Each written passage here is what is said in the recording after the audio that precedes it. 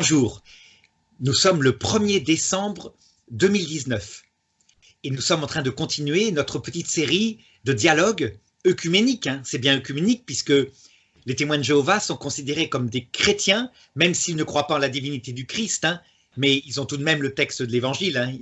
C'est pas comme les musulmans qui, eux, s'appuient sur un autre texte. Donc œcuménique avec Luc Reboux qui est là devant moi, qui est un ancien témoin de Jéhovah, mais qui a bien connu l'organisation Watchtower. Et puis moi qui suis théologien catholique, Arnaud Dumouche. Alors le thème d'aujourd'hui, ce sont les dates. Les dates. On sait qu'il y a une prophétie de Saint Paul, enfin une parole de Saint Paul qui dit, ou de l'Ancien Testament, quand tu donnes des dates et que ça ne se réalise pas, c'est que c'était un faux prophète. Alors je voudrais avant d'en parler, puisque Luc va reconnaître qu'il y a eu des dates données et que l'organisation des témoins de Jéhovah reconnaît qu'ils se sont trompés, je voudrais raconter un petit peu ce qui s'est passé par rapport aux dates dans l'Église catholique. En 2 minutes. Alors, l'Église catholique, au départ, était convaincue effectivement aussi que Jésus allait revenir pour la génération des premiers chrétiens. Ça, il faut le savoir, tout simplement à cause d'une parole de Jésus qui disait « Cette génération ne passera pas avant que cela ne soit réalisé ». Et alors, ça veut dire qu'il y a eu, comme on pourrait dire, ça ressemble très fort à ce qui se passe chez les témoins de Jéhovah, il y a eu des annonces de dates permanentes chez les chrétiens, c'est-à-dire des prophéties qui arrivaient tous les 2 ans en disant c'est pour dans 2 ans. Et ça a été particulièrement fort au moment de la destruction du temple de Jérusalem en 70.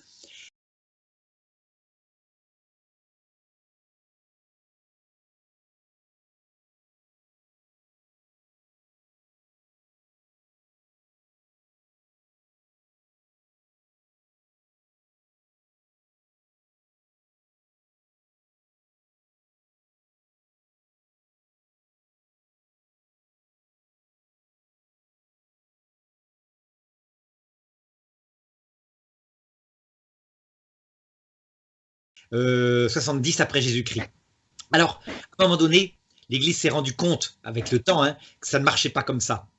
C'est-à-dire qu'au IVe siècle, il y a eu vraiment des décrets pour interdire de donner des dates. On ne pouvait plus. Ce qui n'empêche pas que, au moment de la peste noire, donc ça c'est beaucoup plus tard, c'est 1000 ans plus tard, la peste noire qui a tué 1/3 de l'Europe,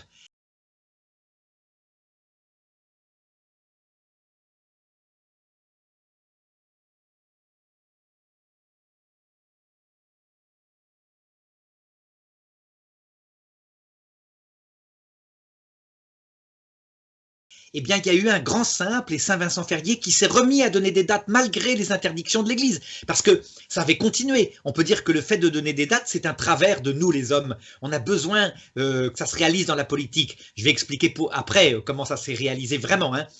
Eh bien, Saint Vincent Ferrier, à un moment donné, prêche, il est avec des pénitents, vers 1400 et quelques, et il dit « La fin du monde est pour notre génération. Il n'y a plus de délai cette fois, c'est définitif, il n'y a plus de délai. »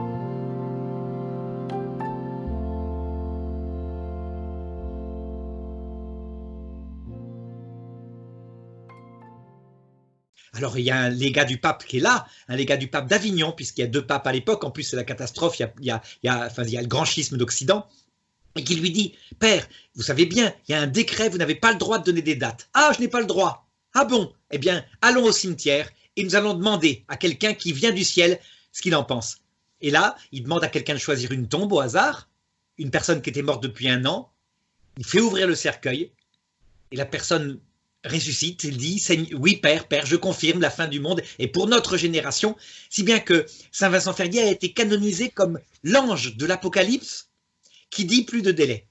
Et tu remarqueras, Luc, que la fin du monde n'a pas eu lieu. Donc on pourrait dire, il s'est trompé.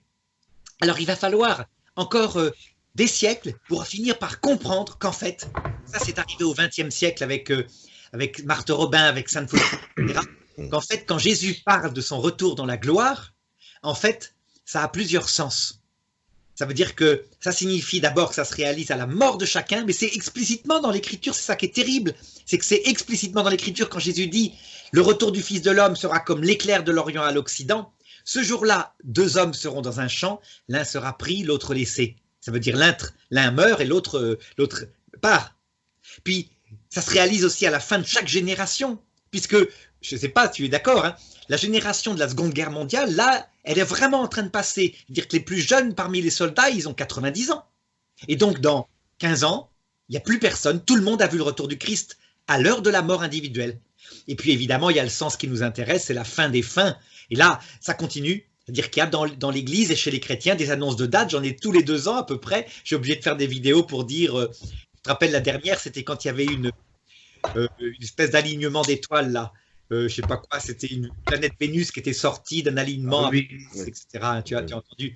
Et là, j'avais dit, c'est de l'astrologie. Alors, on m'avait dit, non, c'est de l'astronomie. J'avais dit, c'est de l'astronomie, mais vous faites des prophéties sur l'astronomie, donc ça s'appelle de l'astrologie. Alors, c'était les évangéliques qui avaient sorti ça. Ils n'étaient pas très contents, mais je crois que c'est un fait. Alors donc, en conséquence, nous disons, nous, catholiques, maintenant, tu vois, avec tout ce temps, la fin du monde est vraiment pour notre génération. Ça veut dire que toi et moi, Luc, on va la connaître, ben disons, t'as vu, hein, t'es vieux comme moi, donc dans 40 ans à peu près, maximum. Hein. C'est vraiment très vite fait. J'arrive là-bas. Et alors, on peut donc le prêcher, mais les gens, ça leur fait ni chaud ni froid quand on dit ça comme ça, que dans 40 ans, on sera mort. Donc, ça les touche uniquement quand on leur dit ça va être la descente du Christ dans sa gloire, quand il est monté au ciel, etc. Les gens sont trop passionnés par le politique. Ils ne voient pas que c'est un mystère profond qui touche toutes les générations. Résultat, l'Église dit, comme le Christ l'a dit, on ne peut pas donner de date, on ne donne pas, parce que seul le Seigneur connaît la date, puisque cette date se réalise pour chacun de nous. Et puis un jour, ça aura lieu à la fin du monde, mais pour ça, il faut que des prophéties soient réalisées. En particulier, le dernier antéchrist, ça veut dire un culte spécial à Lucifer, c'est-à-dire à Dieu, à une vie éternelle, mais pas par le vrai Dieu, hein. Ça, c'est dans les prophéties de 2 Thessaloniciens, chapitre 2. Résultat, qu'est-ce que je conclurais? Ben, tu vois, nous, on ne pas cramer trop par rapport aux dates, même si, de fait, par contre, jamais, le magistère de l'Église qui correspondrait chez vous à la tour de garde n'a donné de date. Lui, il s'est opposé aux dates. Ça venait de fidèles. Alors que je vais te laisser parler maintenant, je crois que chez vous, les dates ont été données par la tour de garde. Voilà, à toi. Eh bien, exactement, les dates ont bien été données comme ça. Alors, inutile de faire un long commentaire, souvent superflu, hein, parfois même malveillant. Nous, on parle plutôt, bon, lorsqu'on dit des dates, je préfère dire de fausses alertes. Et je dis pas, comment dire, on pourrait penser un petit peu au berger farceur qui disait attention, attention au loup. Puis très vite, les gens n'y prennent plus attention jusqu'au moment donné où la date va être véritablement annoncée et puis qu'elle sera ignorée. Donc, l'organisation des témoins de Jéhovah peut ressembler à ce genre de sonnette d'alarme, puisqu'effectivement, leurs écrits, si tu le constates, ils sont toujours dans l'urgence. Elles ont toujours un caractère d'urgence. Pourquoi? Parce qu'elles sont toujours dans l'indice de la génération qui ne passera pas ou une période extrêmement courte et qui vient prendre fin. Donc, les témoins de Jéhovah, je dirais que pour commencer, déjà, forment un mouvement qui est restaurationniste, puisqu'ils croient fermement, c'est-à-dire que Dieu a restauré le véritable christianisme par l'intermédiaire de Charles Taze Russell. Il considère que Charles Taze Russell, c'est quelqu'un, à un moment donné dans sa vie, il a quitté son église, il a cherché, il a perdu sa foi, c'est-à-dire sa fidélité, puis à un moment donné, Jéhovah lui a parlé. Jéhovah est venu s'adresser à lui, il est venu à faire des recherches avec les adventistes, il s'est séparé des adventistes, et c'est à partir du moment où Jéhovah lui a soufflé mot qu'il y a une tendance prémillénariste, qu'on en a parlé juste dans la vidéo d'avant, où il va annoncer depuis les années 1870 l'intervention imminente de Dieu dans les affaires humaines lors de la bataille qu'on parlera d'Armageddon. Alors, comme tu l'as dit tout à l'heure, il est évident que les frères qui préparent les publications ne sont pas infaillibles, hein, ils n'avaient pas l'esprit aussi affûté que de l'époque de Paul, ils n'étaient pas dans le même état d'esprit, surtout, ils n'étaient pas, on va dire, comment dire, ils n'étaient pas inspirés, comme Paul l'a pu l'être. Voilà. Mais ça prouve tout de même, tu es d'accord avec moi, que justement, sans doute que si on parle d'un charisme d'infaillibilité, comme on en parle pour les papes, uniquement d'ailleurs sur la doctrine, hein, jamais sur la pastorale, les papes peuvent se tromper, ça c'est quelque chose toujours, la doctrine universelle du salut, Bon, eh bien, ça montre que, tu vois, enfin, en tout cas pour nous catholiques, il n'y a pas d'infaillibilité à la tour de garde, quoi. Voilà. Bah, c'est vrai que là, tu parles de. Alors, on pourrait parler sur les études de soteriologie, hein, puisque c'est sur le salut. Et effectivement, les gens ont une tendance à confondre quand les témoins de Jéhovah se plantent sur des dates, mais ça, je vais en reparler après, sur les fausses prophéties. Ce qu'il faut comprendre, c'est que Charles Taze-Russell a participé au retour des Juifs sur le territoire d'Israël, parce que déjà, Charles Taze-Russell était de confession juive, et il était aussi de confession chrétienne, et de plus, il était sioniste.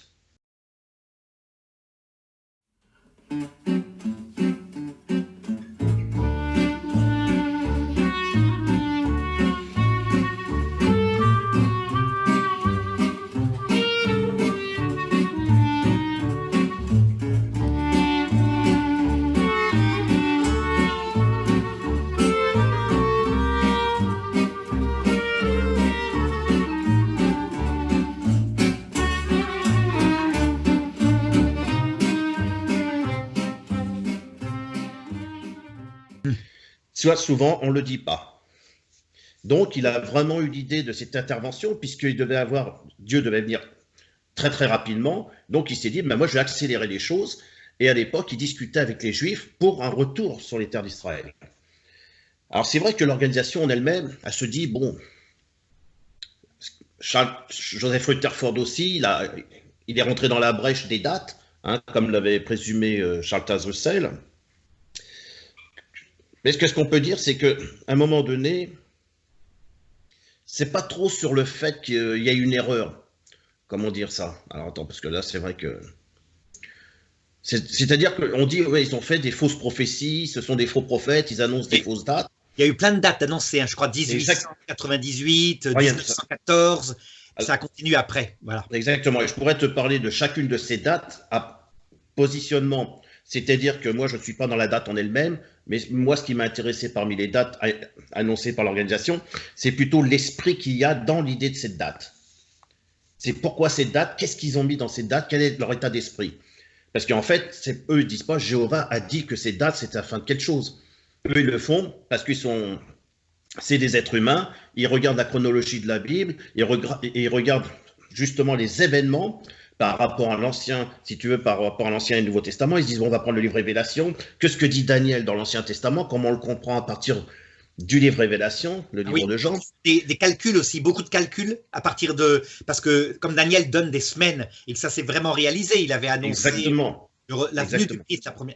Oui, ils font des calculs, oui, c'est ça. Ça existe aussi chez nous, catholiques, mais je dirais, oui, tous les 2 ans, quelqu'un publie quelque chose comme ça, voilà, par des calculs. Oui. Exactement. On a Donc, eu, je te rappelle aussi, dans une secte, la date, c'était quand tu multiplies 3 fois 6 par 3, tu obtiens, je crois, 1998 ou un truc comme ça, je devrais calculer. Et donc, il y a eu une fameuse secte qui n'était pas catholique, hein, qui était une secte apocalyptique chrétienne, qui avait annoncé le retour du Christ pour cette date-là. Puis comme il n'est pas revenu, ils se sont suicidés. Ils sont partis rejoindre son vaisseau spatial. C'est pas les temples solaires ou un truc comme ça? Quelque chose comme ça. Et je crois que c'était simplement en multipliant par 3, 6, 6, 6. Le chiffre de la bête, le fameux chiffre là, voilà. Allez, je te laisse parler, excuse-moi. Non, non, il n'y a pas de souci. Alors moi, par rapport à toutes les dates, je pourrais parler de chaque date, mais ça va nous prendre des heures.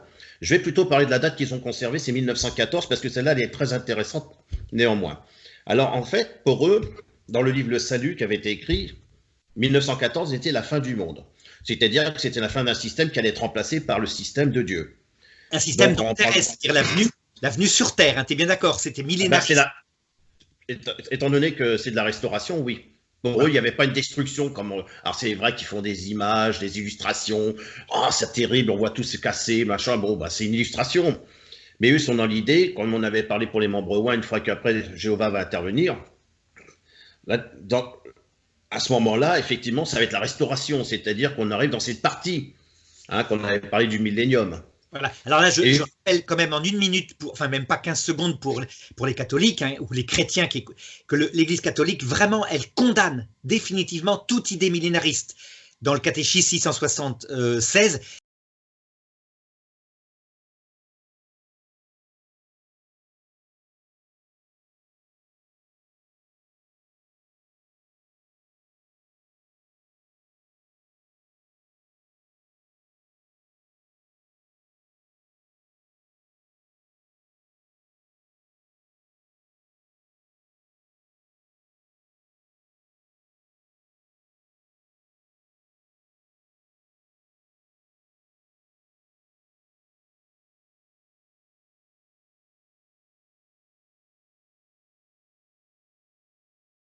Et alors, pour bien préciser que le retour du Christ se fera bien sur terre à la fin du monde, mais pas pour rester sur terre.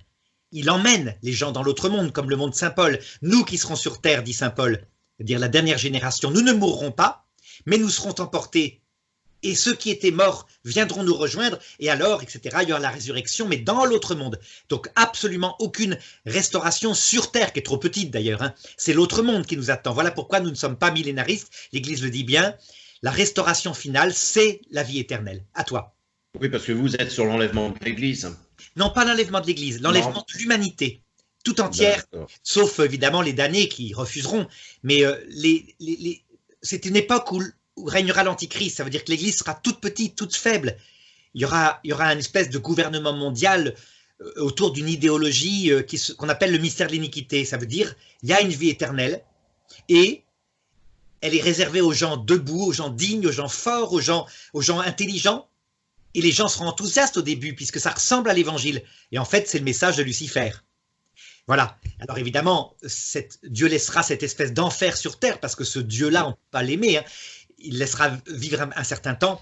Et quand les gens verront que ça ne produit rien que du désespoir, alors le Christ reviendra dans sa gloire. Donc l'Église sera très faible. Ce n'est pas l'enlèvement de l'Église, c'est le Christ qui se manifeste par le fait que l'Église a connu un martyr comme le Christ, a disparu quasiment, pas totalement, hein, mais est réservé dans quelques cœurs.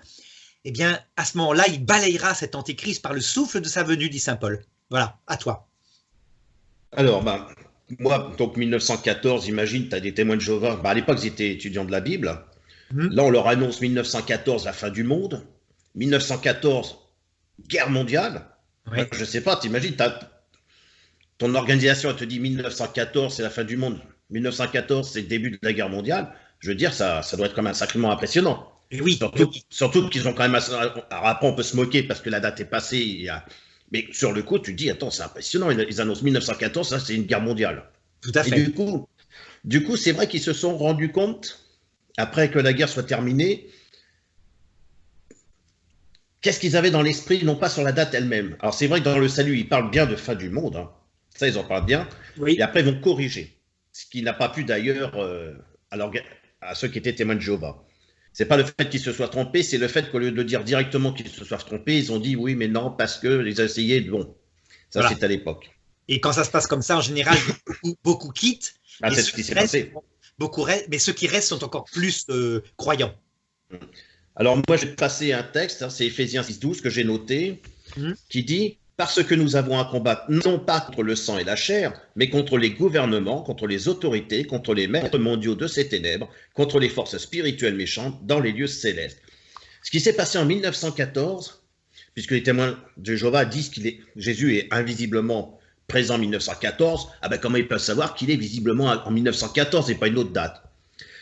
C'est simple, c'est parce que si tu veux, ils savent que Jésus était invisiblement présent au commencement puisqu'il a aidé à la création. Oui.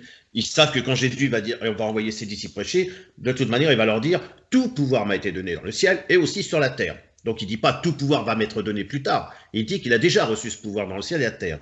Donc ils ont compris à ce moment-là qu'il y a eu un combat qui se fait dans le ciel. Et que 1914, c'est qu'à ce moment-là, il y a le Christ qui a gagné sur Satan. Satan a été, avec ses démons, descendu dans les environs de la terre pour faire tomber les hommes. Et qu'à ce moment-là, que toutes les religions, à part bien sûr les témoins de Jéhovah, sont rentrées dans la fausse religion, c'est-à-dire vont s'associer à des gouvernements, et que tous ces gouvernements seront sous domination de Satan. D'où après voter neutre, puisqu'on ne peut pas voter pour des humains dont ces humains sont au service de Satan. On ne peut pas aller vers d'autres religions si ces autres religions se prostituent à Satan. D'accord ? D'accord. Donc, ils ont considéré que ça fonctionnerait comme ça. Alors, j'avais noté aussi 2 textes. C'était Raymond Franz. Il avait participé à l'époque à des lectures, puisqu'il avait été au collège. Et il le dit lui-même, l'organisation, ce n'est pas un État comme étant politique. Ils sont neutres concernant la politique, mais pas neutres concernant leur position. Dû justement parce qu'ils servent Satan. Et eux, ils servent l'organisation de Jéhovah. Donc, ils sont neutres parce qu'ils ne veulent pas s'occuper des gens qui se mettent en place et que les gens disent « ils me représentent ». Eux, ça ne représente pas un témoin de Jéhovah. Donc ils sont neutres là-dessus, ils les laissent entre eux. Par contre, ils ne sont pas neutres puisqu'ils prennent un positionnement. Si moi je te dis, je veux pas faire l'armée parce que je suis témoin de Jéhovah, je veux pas faire de politique parce que je suis témoin de Jéhovah, c'est pas une pensée individuelle, c'est bien une pensée qui est, même si elle paraît individuelle sur le coup, elle est collective par rapport à mon organisation, puisque je veux servir Jéhovah, je veux servir la hiérarchie dans mon organisation. D'accord. Donc ils avaient parlé d'un livre que j'ai noté.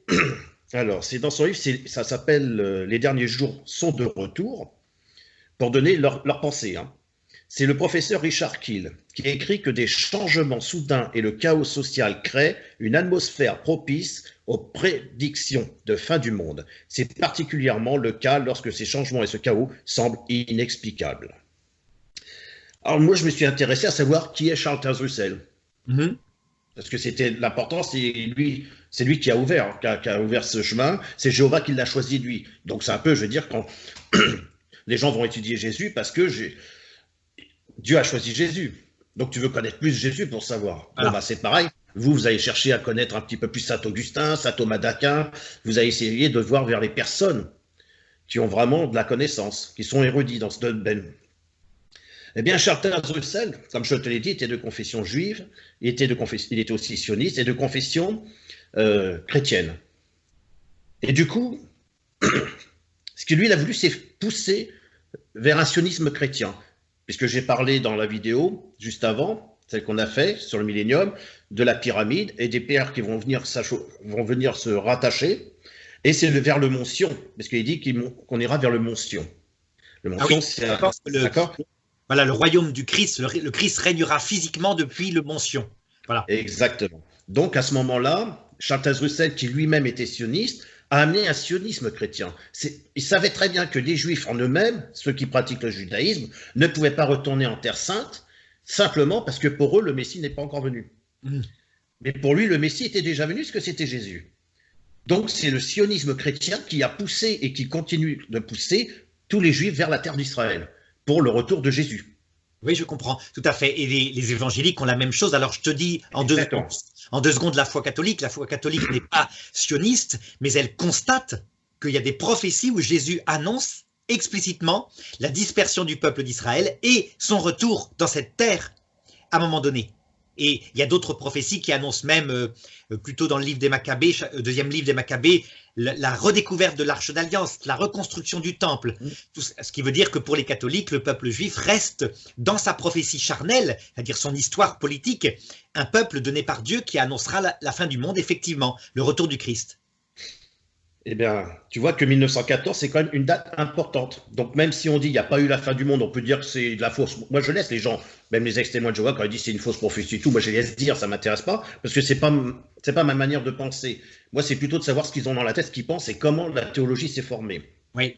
Et donc 1914, tu vois, c'est pas anodin. Je vais te lire deux passages qui les internautes pourront, de manière, je mettrai des liens, mais qui pourront retrouver sur Internet. Alors je vais te lire deux éléments clés.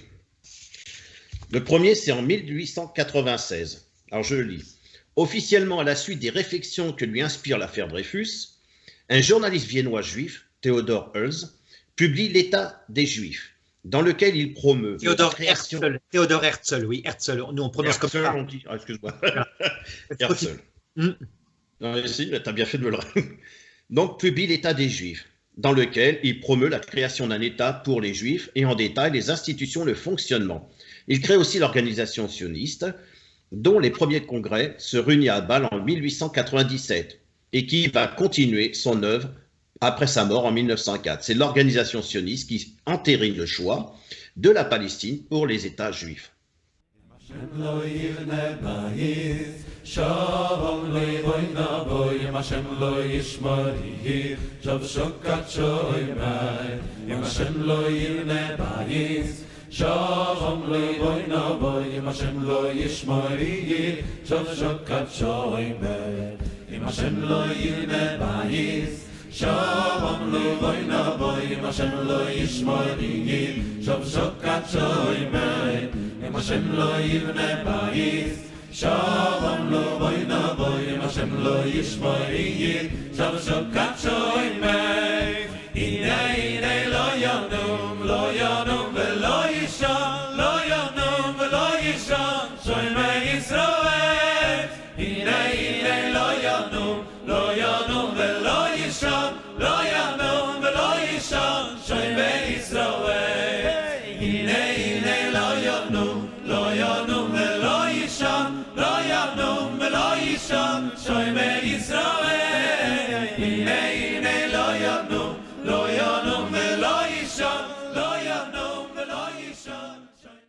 D'accord? Oui. Maintenant, on a un deuxième élément clé, c'est l'accord à Avara. L'accord à Avara, c'est l'accord de transfert, signé le 25 août 1933. Alors là, c'est aussi intéressant. Après 3 mois de négociations entre la Fédération sioniste d'Allemagne, la banque LEMI, alors la banque LEMI, j'ai noté, a été fondée en 1902 et fait partie de l'idéal sioniste de Theodor Herzl. Herzl, oui. Herzl. Donc, la banque LEMI, sous l'essor de l'agence juive, structure de liaison entre les sionistes établis en Palestine et les autorités britanniques, qui eux, je le souligne, hein, c'est des chrétiens, ils se disent chrétiens, mais de confession abrahamique, un petit peu comme l'islam. Donc l'agence structure de liaison entre les sionistes établis en Palestine et les autorités britanniques ayant conquis la Palestine dès 1918 et ayant ensuite reçu mandat de la Société des Nations, hein, qu'on a changé après par la suite par les Nations Unies, Société des Nations, de l'administrer et de la gérer. Et les autorités, bien sûr, donc on a la Fédération sioniste d'Allemagne, la banque LEMI et l'Allemagne nazie avec Hitler, arrivé au pouvoir le 30 janvier 1933, qui va soutenir cette idée d'un transfert de ces personnes directement en terre d'Israël. Et après, on sait que jusqu'à... Bon, après c'est de la politique, mais on sait qu'arrivé en 1939, Hitler, après l'invasion de la Pologne, va changer d'avis sur cette idée. Donc, ce qui fait, qu'est-ce qu'on peut dire? On peut dire qu'il n'y a pas de prophétisation particulière sur 1914, mais quand même, on peut voir qu'il y a quand même Charles Russell, Rutherford qui se sont opposés à l'Allemagne nazie pour protéger les Juifs. Et ils ont bien compris que dans le transfert, c'est un acte pris qui permettrait peut-être, même proportionnellement, de risquer l'extermination des Juifs par l'Allemagne nazie. Alors effectivement, qu'est-ce qu'on peut dire? Qu'il y a une erreur. On peut dire qu'ils ont commis peut-être une erreur d'interprétation sur ces dates. Mais quand tu regardes le déroulement, on voit bien que cette date, elle a été quand même importante dans l'organisation et qu'il la conserve et qu'il y a des raisons de la conserver. Voilà, moi c'est tout ce que je voulais dire. Juste renoter ici que la société Watchtower s'efforce de tenir les membres au courant des dernières connaissances en accord avec les événements prophétiques et historiques rapportés par les Écritures. Donc je pense que chaque date qu'ils ont annoncée corrobore à des situations politiques. Moi j'ai expliqué celle de 1914, il faudrait que j'ai du temps pour expliquer les autres. Mais je peux soutenir que même si on ne sait pas l'heure, la date ou l'heure comme Jésus le dit, on a quand même des indices qui nous permettent de comprendre le cheminement de ce qui est en train de se passer actuellement. Voilà, oui, tout ce que il y a des indices, certainement. Simplement, ce qu'on doit garder en tête, c'est que voilà, le Watchtower, c'est une organisation de penseurs de type protestant évangélique à la base, et puis devenu non, enfin Jésus-Christ n'est pas Dieu, hein, et qui pensent par eux-mêmes, quoi. C'est-à-dire qu'il n'y a pas cette protection infaillible. Et donc le fait que sur un point tellement grave, parce qu'un magistère qui donnerait une fausse date, évidemment, c'est significatif, hein, bien, indique qu'on doit absolument garder l'esprit profondément critique sur toutes les interprétations eschatologiques des témoins de Jéhovah. C'est-à-dire, c'est pareil, quoi. C'est-à-dire qu'il y a manifestement des scénarios qui sont construits, éventuellement rectifiés dès que ça ne marche pas, et voilà. Comme font d'ailleurs les protestants. Ils élaborent des tas de théories, mais à la différence de chez les catholiques où ça se passe chez les fidèles, où tu verras des sites comme par exemple apparitionmariale.org, où pareil, il y a quelqu'un qui, à partir de toutes les prophéties qui viennent, élabore des scénarios complètement compliqués. Moi, je l'ai fait dans mon livre sur la fin du monde, mais je dis bien attention, ça c'est la foi de l'Église et ça c'est une hypothèse de moi, tout seul, qui va se planter peut-être. C'est-à-dire qu'aucune espèce d'intention de dire que je suis prophète, du tout. C'est-à-dire j'essaye de reconstituer et je le fais uniquement avec les repères infaillibles de l'Église. Les repères infaillibles, c'est-à-dire le catéchisme de l'Église catholique, principalement, numéro 675, 76, qui donne la clé de tout ça. Voilà, je crois que je pense que les témoins de Jéhovah sont devenus beaucoup plus prudents à cause de ces erreurs de date, du côté de la Watchtower en tout cas, me semble-t-il, et donc j'espère qu'ils le seront encore plus, quoi. Là, tu vois, moi j'avais mis des ouvrages... Seul face au lion, tu vois, les témoins de Jéhovah avec Guy Canonici, c'est des témoins de Jéhovah. Alors, elle explique son histoire quand elle était là-bas. Hein. Et puis, Canonici, il explique un petit peu tout. J'ai lu pas mal sur eux, sur leurs petits journaux. J'ai lu pas mal au niveau de ce qui pouvait être intéressant. En tout cas, sur des frères qui ont vécu ou des sœurs là-bas. Et tu vois, comme toi, moi, j'ai fait une reconstitution un peu de tout. Et je me suis quand même rendu compte que Charles Taze Russell parle beaucoup, si tu veux, il a parlé quand même de la République en elle-même, Oui. et il a parlé que les gens seraient des citoyens du monde, donc on serait dans un monde cosmopolite. Oui, cosmopolite, mais en présence du Christ. Le Christ étant là pour régner sur ce monde, hein, n'est-ce pas? Même avant, puisque c'est ce que Jéhovah attend, c'est déjà justement ce changement. Et je compare aussi avec les Britanniques, parce que les Britanniques, c'est une religion, comme je t'ai dit, abrahamique, mais qui se définissent comme des citoyens, pas comme chrétiens, comme des citoyens. Tout à fait. Et mon ressenti fait que je me rends compte que tous les pays sont gouvernés de plus en plus par des républiques, que les républiques sont mises en avant, hein, comme si c'était comme une nation, comme un pays, et que moi j'ai ce ressenti que je vois, que je me dis si eux se trompent sur l'histoire de l'Antichrist, je ne suis pas sûr, parce qu'on voit quand même de plus en plus une république qui se met en marche sur le monde avec elle avance avec les mêmes rouages qu'une religion, qu'une idéologie. Là-dessus, il ne se trompe pas. Là où il se trompe, à mon avis, c'est de penser que sur Terre, en présence du Christ, il puisse y avoir le bonheur. Sans la vision béatifique. Ça veut dire que pour eux, l'Église catholique, elle l'affirme, elle a peut-être plus d'expérience. Et pour ça, créer un idéal sur Terre de bonheur et de béatitude même, avec le démon qui est attaché, et c'est formidable parce que le Christ est là, ou alors son Église, c'est illusoire.